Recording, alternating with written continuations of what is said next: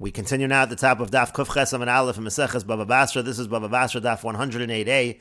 And the previous Talmud, the Mishnah said that if a seller is selling to a buyer half of his property, besides giving the half of the property, he has to give a little extra property outside of the property for a fence and for a choretz and a ben choretz. A choretz is a ditch and a ben choretz is a smaller kind of ditch. And the Gemara is in the middle of bringing a brisa. The brisa says that both of the choretz and the ben choretz are beyond the fence. They're outside of the fence. The ben choretz is right up against the fence, and then the choretz is a little further out.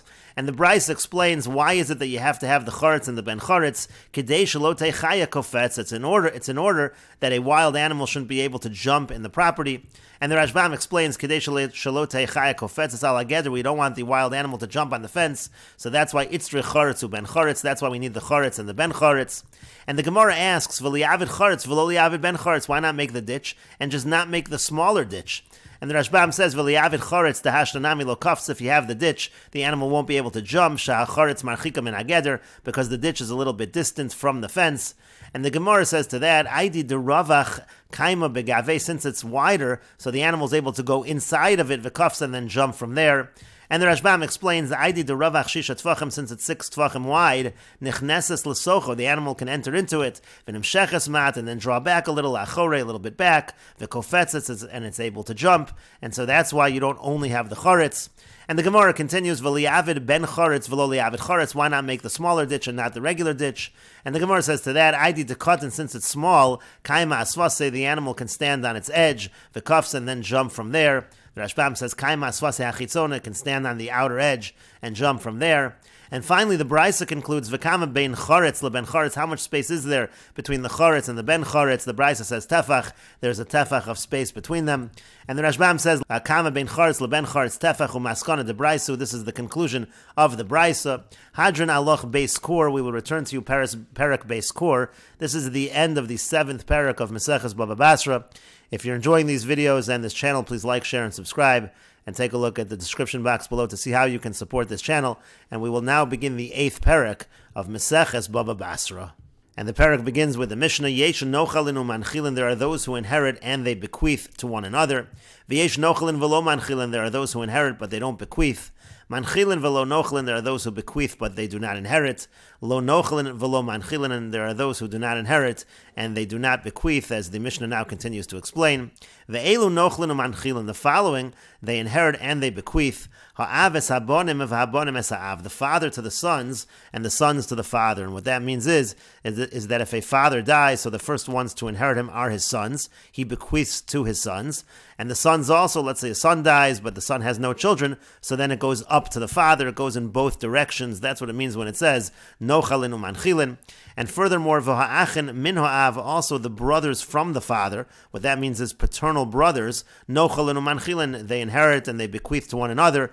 Meaning to say, let's say a person dies, he doesn't have a son, so it would go up to his father. And if he doesn't have a father, so then it goes down to the children of that father. Those are his brothers, but it means to say his paternal brothers. So it goes in both directions between all kinds of paternal brothers.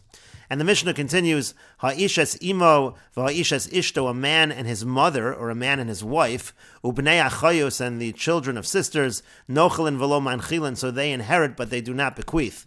What that means to say is that if a woman dies, so then her son does inherit her, but the mother does not inherit her son. If the son were to die, it goes up to his father, it does not go up to his mother. And the same thing by a wife. If a wife dies, so the husband inherits the wife, but if the husband dies, it goes down to his sons. The wife does not inherit the husband. And then in terms of bnei achayos, which means literally the children of the sisters, the Rashbam gives a couple of explanations in terms of what that means. We will go with the second explanation of the Rashbam. Lishna achrina, the Rashbam says another understanding of what it means bnei achayos.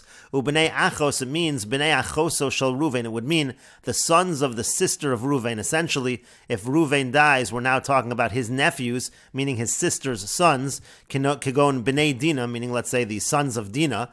Dina would be the sister of Ruvain. So nochel and oso, so they inherit him. If Ruvain dies, it's possible for his nephews, who are the sons of his sister, to inherit him. Sharei Dina yoresh, it says Ruvain achia, because a sister Dinah is able to inherit Ruvain, her brother. A sister does inherit the brother. Let's say the brother dies and the brother has no sons, so he has no sons to inherit him.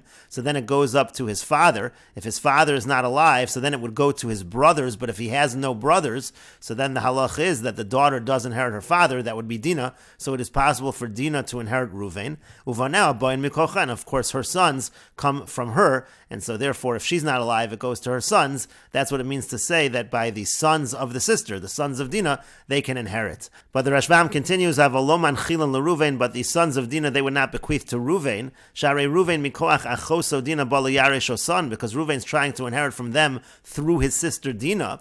V'halo Dinah atzma in yarshason, but Dinah herself, she doesn't inherit from her sons. Kedarman, like we said, because the mother does not inherit from her son. Ela krove bala shel Dinah yarshan espana. Rather, it would be the relatives of the husband of Dinah who would inherit from her sons. The mishpachas of yoreshes, because it's the father's side of the family that inherits. V'lo mishpachas eim, and not the mother's side of the family. And so again, according to the Rashbam's preferred explanation, that's what it means. Ubnei achayus, the sons of sisters. Again, in this case, the sons of Dinah. Nochalin v'lo manchilin, they can inherit from Ruvain, but they cannot bequeath to Ruvain. And the Mishnah continues, Ha'isha esbaneha, a woman and her sons, Va'isha esbalan, a woman and her husband, V'achei ha'em, and the brothers of the mother, Manchilin v'lo nochlin, those are all cases where they bequeath and they do not inherit. That means to say that a mother, she's able to give over to her sons can inherit her, but she does not inherit from her sons. That's the case of Va'isha esbaneha. Va'isha esbala refers to a wife. Again, a husband inherits her wife, but a wife does not inherit from the husband. And achei ha'em, that would be the uncles, that's the brothers of the children's mother. So the achei ha'em, they're able to bequeath. The idea over there is that the brothers of the mother can inherit from her own brothers. A sister does inherit from her brother, as we said, and then that inheritance can go down to her children. So that's why the achei ha'em are manchilin, they can bequeath. However, v'lo nochlin, they cannot inherit, because a mother does not inherit from her sons, and therefore the brothers of the mother also cannot inherit from her sons. And finally, the Mishnah says, v'ha'achin min ha'em, if you have maternal brothers, so you have essentially brothers that share a mother, so lo nochlin v'lo manchilin, they don't inherit from each other, and they do not bequeath to one another, because when it comes to brothers, we only go by brothers from the father, and not by brothers from the mother. And the Gemara says, why does the Mishnah start with a case of the father inheriting from his sons? It should start with the case of the sons inheriting from their father. And why should we do it in that direction? Number one, we